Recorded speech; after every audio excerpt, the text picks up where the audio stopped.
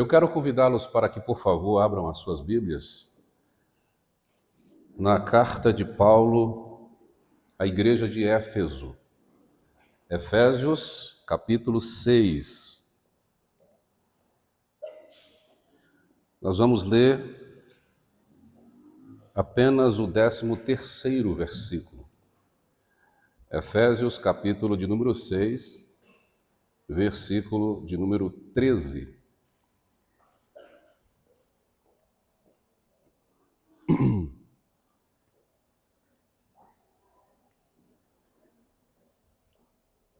Está escrito assim: portanto, tomai toda a armadura de Deus, para que possais resistir no dia mau. Resistir no dia mau. E havendo feito tudo, ficar firmes. Vamos fazer mais uma oração? Senhor, muito obrigado por Tua palavra, pelo privilégio de estarmos diante dela.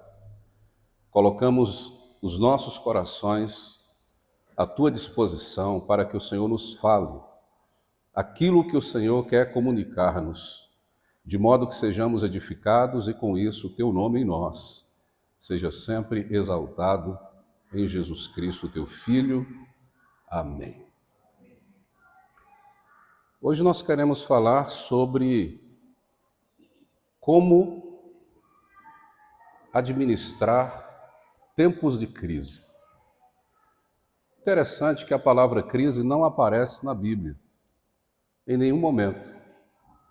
No entanto, a situação, a crise, aparecerá em várias circunstâncias, em textos nos quais são citados, em situações vivenciadas, experimentadas por algumas pessoas, inclusive que servirão como referência para a nossa reflexão desta noite, mas a palavra crise em si não aparece. Mas ela dá sentido, ela dá significado aos eventos que comumente aparecem nos exemplos dos textos bíblicos. Ela aparece como dia mau, tempo de angústia, momentos de tribulação, situações de perplexidade.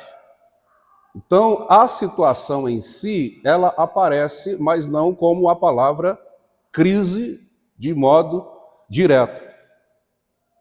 Nós temos, pelo menos citados aqui esta noite, 3 tipos de crise. A crise que vem a longo prazo, a crise a médio prazo, a crise a curto prazo. E a crise, que poderia ser um tipo de crise citado, no entanto, estará presente em todos os outros, que é a crise momentânea, aquela em que a situação já está sendo experimentada. Quando a gente fala em crise a longo prazo, a gente fala sobre circunstâncias adversas que podem ser vistas, contempladas à distância. Experiências comumente negativas que chegam e que podem ser vistas a uma longa distância. A palavra crise tem um sentido, tem um significado bastante interessante, porque ela significa julgamento. Ela significa decisão. Então, o tempo de crise também é um tempo de julgamento, também é um tempo de decisão. Quando ela acontece, por exemplo, a longo prazo, você começa a, desde antes de entrar na crise, no momento antecipador da circunstância, tomar decisões, fazer julgamentos a respeito da sua própria vida, da sua própria experiência pessoal. Abacuque é um homem que serve como exemplo de uma crise a longo prazo, porque ele já estava numa experiência crítica com o povo judeu, que no seu tempo estava espiritualmente amortecido, havia crise política, crise espiritual, crise social, dentro do ambiente de Judá, que deixou o profeta profundamente inconformado com a situação.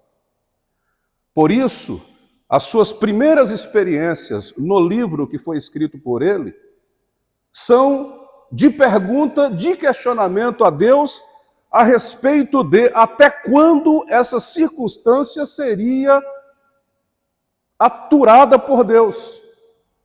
Até quando ele oraria diante de tudo que estava acontecendo e Deus não se movimentaria na direção de uma mudança radical a respeito do que estava ocorrendo.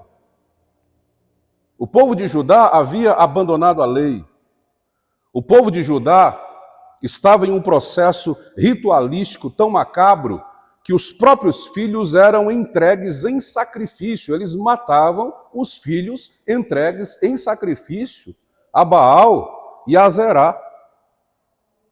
Havia um rei que se desviou tão profundamente dos princípios que haviam sido estabelecidos por Deus para a comunidade judaica, que ele matava os profetas, perseguia os profetas, queimou os escritos dos profetas, prendia os profetas e desobedecia de forma visceral todo e qualquer princípio que havia sido estabelecido por Deus para o seu povo.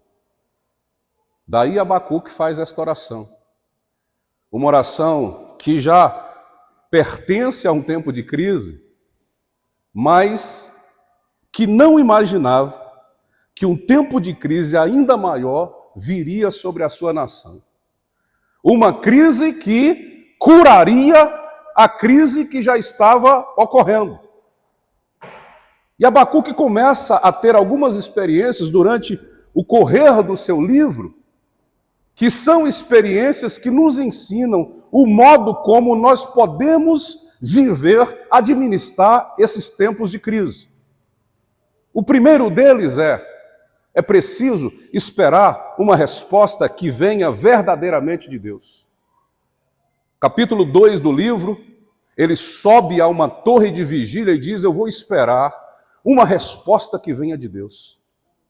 Porque às vezes, em circunstâncias adversas, em momentos críticos da nossa experiência humana, a gente fica tentando produzir uma resposta divina para resolver as questões. E aí, quando a gente tenta produzir uma resposta de Deus com o nosso próprio modus de operar, a gente realiza coisas que não estão, ou que não produzirão em nós a edificação necessária. Por isso Abacuque diz: eu vou subir a torre de vigília, obrigado, garoto, e vou esperar uma resposta que venha realmente de Deus, para que eu não me sinta obrigado, para que eu não seja tentado a, no tempo de crise, produzir a minha própria resposta. Para algumas pessoas, por exemplo, que desejam tanto crescer na vida, movimentar-se financeiramente, estão buscando de Deus algum tipo de realização assim, às vezes vão promovendo meios ilícitos para alcançar determinados objetivos e às vezes querem uma autenticação de Deus. E portas que não foram Deus que abriu, às vezes são autenticadas como se fossem portas abertas divinamente. E a gente vai dizendo: não, se abriu essa porta é porque é de Deus. E nós já aprendemos que a crise pode ser uma porta na qual a tentação mora exatamente ali. Foi num momento crítico, numa necessidade de Jesus, que o diabo no deserto o tentou em diversas áreas. O tentou tentando fazê-lo demonstrar um poder divino que ele tinha, mas que não deveria ser mostrado nem administrado da forma como o diabo o estava tentando incentivar. Transformar pedras em pães, transformar a ordem natural das coisas É algo que poderia ser feito por Jesus porque ele fez. Ele, por exemplo, transformou água em vinho e não é um problema. Deus tem o controle de todas as coisas. A questão não é o que se faz, não é o modo como se promove alguma coisa ou a transformação da ordem natural. A grande questão é obedecer o sugestionamento do diabo. Porque às vezes o problema é exatamente de onde vem a sugestão, de onde vem a motivação. Quem é que está te levando, te conduzindo a fazer isso? É por esta razão que Abacuque, sendo profeta de Deus e tendo tanto temor em seu coração, disse: vou subir à torre de vigília e vou esperar uma resposta que venha realmente de Deus. Segundo, ele nos mostra que é necessário alinhar o nosso relógio ao relógio de Deus. Porque o nosso tempo é um e o tempo de Deus é outro. Capítulo 2, no versículo de número 3, Deus diz a Abacuque: a profecia está reservada para se cumprir no tempo determinado. E ouçam só o que Deus diz a seguir: se tardar, espera, porque certamente virá e não tardará. Se tardar, espera, não tardará. Parece que há uma contradição aqui. Se não tardará, por que eu digo se tardar? Vai tardar ou não vai tardar? Deus está falando nos dois tempos, no nosso tempo e no tempo dele. O nosso tempo é o tempo da urgência, o nosso tempo é o tempo da pressa, o nosso tempo é o tempo da fabricação de resultados imediatos. Nós, principalmente, em nossa geração, queremos que as coisas aconteçam imediatamente, rapidamente. Da agonia de você ligar para uma pizzaria domingo à noite, quando você não está a fim de sair e esperar, quem sabe, 2 horas, e a pessoa dizer assim: vai levar 60 a 90 minutos. Você fica muito agoniado. Porque todas as coisas no fast food existencial da nossa vida acontecem de forma urgente e imediata. O nosso tempo é agora. Tem que ser para já, tem que ser imediatamente. Por isso Deus faz a primeira afirmação: se tardar, espera. Mas tardar no tempo de quem? No tempo de Deus ou no nosso tempo? Se tardar no nosso tempo, porque no tempo de Deus as coisas vão acontecer no momento exato. Por isso ele diz: virá e não tardará. Pode tardar no teu imediatismo, pode tardar na tua urgência, pode tardar na tua necessidade, na tua pressa. Mas no tempo de Deus as coisas vão acontecer no momento que precisam acontecer. Então a gente precisa ter paciência. Porque a crise é um tempo de julgamento, é um tempo de decisão, é um tempo de experimentar a nossa alma. Por isso que Abacuque vai mostrar para a gente, terceiro lugar, que é melhor receber e agradecer pela vontade de Deus, admiti-la, porque mesmo que ela pareça dolorosa, ela é sempre melhor do que a manutenção ou a realização da nossa própria vontade.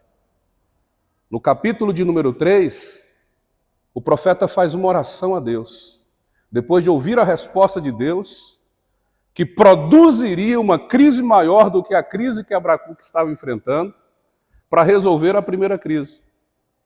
E ele diz: eu ouvi a tua palavra e temi. Mas mesmo assim, aviva, ó Senhor, a tua obra no meio dos anos, e no meio dos anos a notifica. Na ira, lembra-te da misericórdia. Ele está entendendo que a vontade de Deus, por mais dura que ela seja, por menos que ela esteja parecida com a nossa vontade, por mais distoante que ela seja do nosso querer pessoal, a vontade de Deus é sempre a melhor coisa a se receber, a se aceitar e a se receber, porque ela sempre produzirá os melhores frutos. Abacuque vai encerrar o livro que ele escreve E isso, digo, a partir o verso 16, onde mais uma vez, ele recebendo a notícia de Deus, ele fala que os seus lábios tremeram, que o seu íntimo se angustiou, que os seus joelhos vacilaram, ou seja, sabe quando você entra numa situação na qual você se sente tão impotente que você perde a força nos joelhos? Ele diz, quando eu ouvi a palavra de Deus, quando eu ouvi a resposta de Deus, quando eu ouvi o modo como Deus ia operar para resolver a questão, as minhas pernas tremeram, eu vacilei os joelhos, eu quase que não me mantenho em pé. Era ele dizendo. Mas a partir do versículo de número 17, ele diz, mas ainda que a figueira não floresça, o produto da oliveira minta, os campos não produzam mantimento, as ovelhas da malhada sejam arrebatadas, e nos currais não haja vacas, todavia eu me alegrarei no Senhor, e exultarei no Deus da minha salvação, porque Ele é a minha força. Então o Abacuque do fim do livro tem algumas diferenças que foram produzidas pela experiência crítica que ele vivenciou e que ele experimentou como resposta de Deus. O homem que começa o livro com uma indagação, com uma dúvida, perguntando a Deus até quando ele e o seu povo sofreriam tudo o que estavam sofrendo e não teriam uma resposta divina, vai encerrar o livro dizendo, não importa o que aconteça na vida, eu vou continuar me alegrando em Deus, porque eu sei que aqueles que se abrigam debaixo da sua vontade, mesmo que as coisas não se realizem como a gente gostaria que se realizassem, o resultado final vai ser sempre o melhor. Então nós temos um exemplo aqui de uma crise a longo prazo, que é Abacuque, mas que tem um fim, tem um resultado final extraordinário de restauração e de alegria para quem espera. Segundo, nós temos a crise a médio prazo. É aquela que está um pouco mais distante, mas também a uma certa distância é possível administrá-la. A gente pode usar o exemplo de Raabe, uma prostituta, dona de uma casa que abrigava viajantes, transeuntes em Jericó, e que também servia favores sexuais. Uma mulher que morava sobre os muros de Jericó, mas que, assim como todos os moradores de Jericó, haviam ouvido a respeito da fama do Deus de Israel. O povo de Jericó estava tremendo por saber que o povo de Israel tinha como rota de caminhada, de viagem, a cidade de Jericó. E Deus já tinha aberto o Mar Vermelho, já tinha destruído o exército de Faraó. O povo de Israel já havia passado por cima de 2 outros grandes reis que estavam na rota de viagem dele. E ninguém conseguia resisti-lo. Então, o pessoal de Jericó estava temeroso. De repente aparecem 2 homens que são chamados de espias para olhar a terra de Jericó, para saber das circunstâncias, e o rei de Jericó fica sabendo que o sujeito está abrigado exatamente na casa de Raabe. E manda mensageiros a Raabe para que Raabe os possa entregar para que eles sejam mortos. Mas Raabe, que tinha uma visão, permita-me a expressão, meio que de águia, olhava de longe e já conseguia, com inteligência, prever coisas que poderiam acontecer se ela fizesse uma aliança com Deus. Por esta razão, antes de os mensageiros chegarem lá, ela tinha escondido os 2 espias de Israel, de modo que, quando alguém chegou e disse, entrega-nos os espias de Israel, ela disse, eles já foram embora. Vocês poderão encontrá-las em determinado lugar, porque eles saíram imediatamente depois que as portas da nossa casa de manutenção aqui foram fechadas à noite. O pessoal saiu. Ela chamou os homens que estavam escondidos e disse, agora eu quero uma aliança, eu quero que você use comigo a misericórdia que eu usei com você, eu usei com vocês, para que a gente faça um pacto aqui. Eu quero pedir que quando vocês entrarem aqui em Jericó, vocês poupem a vida dos meus pais, a vida dos meus irmãos, as vidas das minhas irmãs, e todas as coisas que eles têm, e poupe a nossa vida. Aqui, irmãos, entra uma questão bastante emotiva para mim, porque eu consigo ver agora uma mulher que, apesar da sua situação, da sua condição atual, ela também é uma mulher que tem uma família. E que talvez, e é bem provável sim, que esta família a tenha como um estorvo, ou minimamente como a vergonha da casa. Porque apesar de Jericó ser uma cidade na região cananeia, é uma cidade também onde há algumas tradições que se preservam o bem, o status de uma família. E Raabe tinha ido para o berço da prostituição, que é uma coisa desonrosa para qualquer membro de famílias antigas em qualquer cidade, por mais terríveis que sejam as suas práticas. Mas mesmo assim, ela é alguém que tem algum tipo de ligação com a sua família. Então, quando ela vai pedir preservação, ela não vai imediatamente, egoisticamente, pedir preservação para si. Ela pede primeiro preservação para os seus pais. Porque apesar de ela ser alguém que ela é filha de alguém que ela ainda ama, que ela ainda preza. Depois ela pede preservação por seus irmãos e suas irmãs. Mesmo que eles, pela condição de Raabe, os tenham desprezado, a tenham humilhado, tenha deixado, abandonado ela à sua própria condição, mesmo assim, naquele momento, ela se torna a principal missionária para salvar a sua própria família. Olha o que Deus faz. Hoje ela é uma baterista, brincadeira. Acho que a maioria nem lembra desse meme, né? Deixa para lá. Mas olha o que Deus faz com a vida de uma pessoa. Aquela que é a desonra da casa é transformada por Deus no mecanismo de salvação desta casa. Os espias, para reforçar o que eu estou dizendo a você aqui esta noite, disseram para Raabe, tudo bem. Agora, nós faremos a aliança, mas você precisa deixar esse fio escarlate, esse fio vermelho, pendurado na janela da sua casa aqui no muro. Será o sinal de identificação da casa que será salva.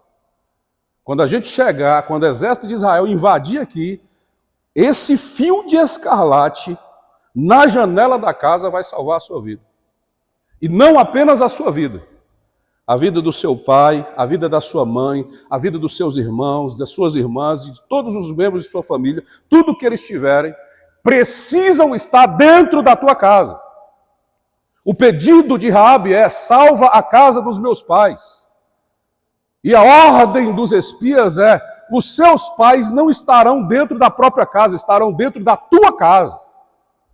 Os meus pais virem a casa de prostituição, os meus pais virem a casa da vergonha, os meus pais saírem do ambiente de conforto dele para estarem aqui, e os espias estão dizendo, Deus vai salvar a sua família dentro da tua casa. A casa que antes era canal de vergonha, será o canal de salvação para a sua família.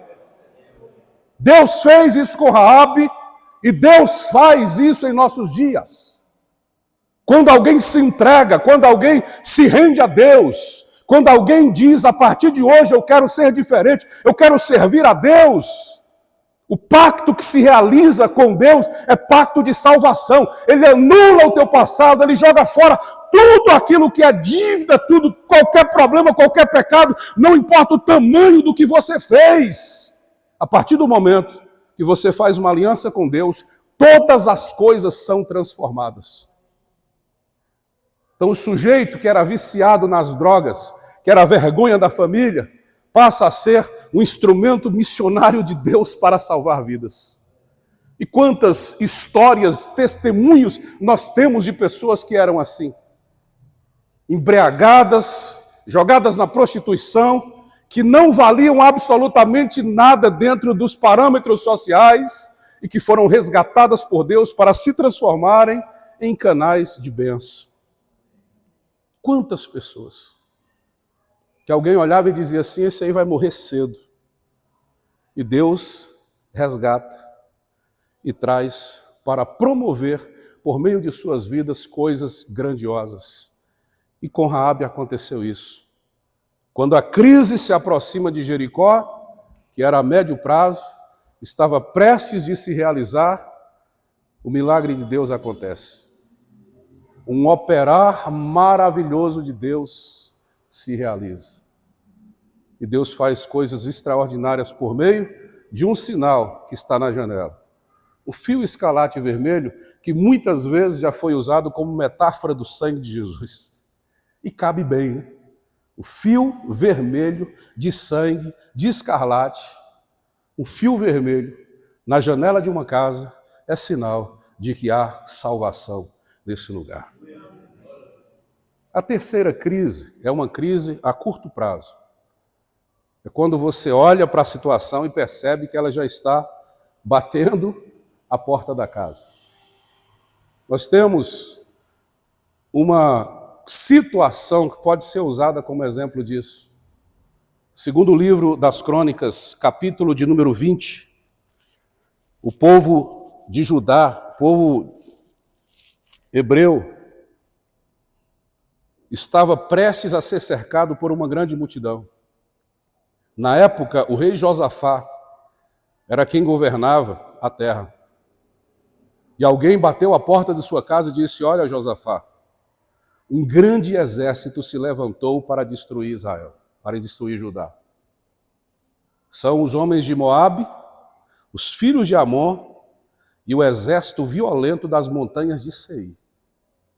Esses homens, quando invadem outras cidades, eles não têm pena de absolutamente ninguém. As mulheres são estupradas e mortas, as crianças são decepadas ao meio, os homens têm os seus olhos furados, são violentados antes de serem mortos, eles queimam toda a cidade, querem apenas os bens que possam ser usados para o seu enriquecimento. E são 3 exércitos que trabalham com a mesma esfera de violência, o mesmo nível de violência. Os amonitas, os moabitas e os seítas. Todos os 3 povos são profundamente violentos. E se levantaram para destruir Israel. Porque eles querem cobrar o que eles dizem ser uma dívida que vocês têm. Os amonitas e os moabitas são filhos descendentes de Ló.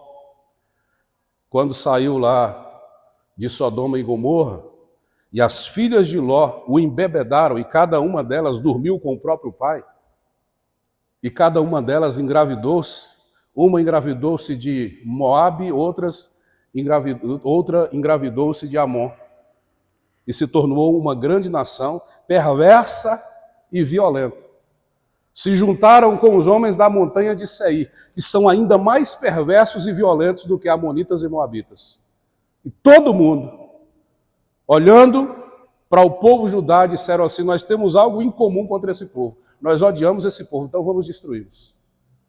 Quando Josafá recebe a notícia, imediatamente ele convoca o povo para a oração, vai para a frente do templo que havia sido construído por Salomão e faz uma oração apelativa. Ele começa a exaltar a Deus como o grande Deus dos céus e da terra, diante do qual não há poder nem impedimento. E ele diz, Senhor, está escrito que todas as vezes que nós orássemos diante desta casa, o Senhor ouviria a nossa oração. Agora nós estamos sendo ameaçados por uma grande multidão, diante da qual nós não temos força, e por esta razão nós não sabemos o que fazer. Porém, os nossos olhos estão postos no Senhor. Nós não temos força, não sabemos o que fazer, mas os nossos olhos estão apontados para Ti, Senhor. A palavra de Deus diz, no versículo 14, segundo livro das Crônicas, capítulo 20, que o Espírito de Deus veio no meio da congregação e tomou um homem chamado Jaaziel, e ele profetizou e disse: ouça, ó rei Jeosafá, toda Judá e todos os moradores de Jerusalém. Não temais, nem vos assusteis por causa desta grande multidão, porque esta peleja não é vossa, esta peleja é de Deus. E continua dizendo: amanhã vocês vão enfrentá-los no fim do vale. Apenas parem, fiquem de pé e vejam o livramento que Deus dará a vocês. Nesta peleja, vocês não terão que pelejar. Não temam esta multidão. Reafirmo, esta luta não é vossa. Esta luta é de Deus. E aí, Jeosafá se levanta com espírito animado, arruma o povo no outro dia, prepara o seu exército, à frente está a tropa de elite, e à frente da tropa de elite, Josafá faz o que a gente consideraria uma loucura. Chame a parte dos levitas que fazem coro, que são músicos, que tocam instrumentos e que cantam. À frente do exército vão cantores adorando a Deus. Como é? Não vão os melhores guerreiros, não vão os melhores estrategistas. Josafá, não. Vão aqueles que estão com o coração desejosos de adorar a Deus. Deus não nos dá vitória por meio de espada. Deus não nos dá vitória por meio de derramamento de sangue. Deus nos dá vitória por meio de um coração quebrantado, contrito, que adora o nome dele. Aí Paulo, no texto que nós lemos, quando ele diz que nós devemos estar preparados para o dia da crise, para o tempo mau, ele começa o texto dizendo que nós não temos que lutar contra a carne e o sangue. Que a nossa luta é na dimensão espiritual. E na dimensão espiritual, nós não tomamos espada física nem derramamos sangue humano. Na dimensão espiritual, nós temos capacete da salvação para proteger a nossa mentezinha, a nossa cabecinha, que muitas vezes é voada e que quer resolver as coisas com as nossas próprias forças, que quer tomar decisões no tempo de crise de forma que não deveriam ser tomadas, que quer fazer julgamentos por causa da emoção do momento. Ele diz: coloca o capacete da salvação nessa cabecinha miúda e começa a pensar com a mente de Deus. Proteja a sua cabeça, proteja o seu intelecto de toda e qualquer violência que o mundo tenta te oferecer, porque a nossa luta não é no ringue, não é na porrada, não é no derramamento de sangue, não é no mata-leão, não é no jiu-jitsu, não é na capoeira, não é na rasteira, não é no golpe de Muay Thai. A nossa luta é na dimensão espiritual e a gente só consegue vencer com a espada do Espírito. A palavra de Deus dirigindo as nossas vidas, os pés calçados na preparação do Evangelho, Evangelho da paz, não o Evangelho da guerra, Evangelho da paz, não o Evangelho da violência, o Evangelho da paz, não o Evangelho da vingança. Nosso caminho não é um caminho de sangue, o nosso caminho é um caminho de paz. Onde a gente chega, a gente produz paz. Onde a gente chega, a gente produz vida. Ele diz para que você vença o dia mau, o tempo de crise, a longa, a média ou a curta distância, ou o momento exato da crise, você precisa estar diante do Senhor. Orando em todo o tempo, discernindo os tempos, com uma visão que venha de Deus, sabendo que em todas essas coisas você está sendo dirigido e protegido pelo Senhor. Os cantores diziam: Deus é o nosso refúgio e fortaleza, socorro bem presente na hora da angústia, pelo que não temeremos, ainda que a terra se mude e o monte se transporte para os meios dos mares, ainda que as águas rujam e se perturbem, e os montes se abalem pela sua braveza, há um rio cujas correntes alegram a cidade de Deus, o santuário das moradas do Altíssimo. Deus está no meio dela, não será abalada. Deus a ajudará ao romper da manhã. As nações se embraveceram, os reinos se moveram, mas ele levantou a sua voz e a terra se derreteu. O Senhor dos exércitos está conosco, o Deus de Jacó é o nosso refúgio. Vinde, contemplai as obras do Senhor, que maravilhas Ele tem feito na terra. Ele faz cessar a guerra até os fins da terra, quebra o arco, corta a lança, queima os carros no fogo. Aquietai-vos e sabei que eu sou Deus. Serei exaltado entre as nações, serei exaltado sobre a terra. O Senhor dos exércitos está conosco, o Deus de Jacó é o nosso refúgio. Salmo 46. É com essa confiança que nós enfrentamos as crises, que nós vamos para os enfrentamentos das adversidades na vida, sem temer o dia mau, porque Deus está conosco. Você pode ficar de pé um instante?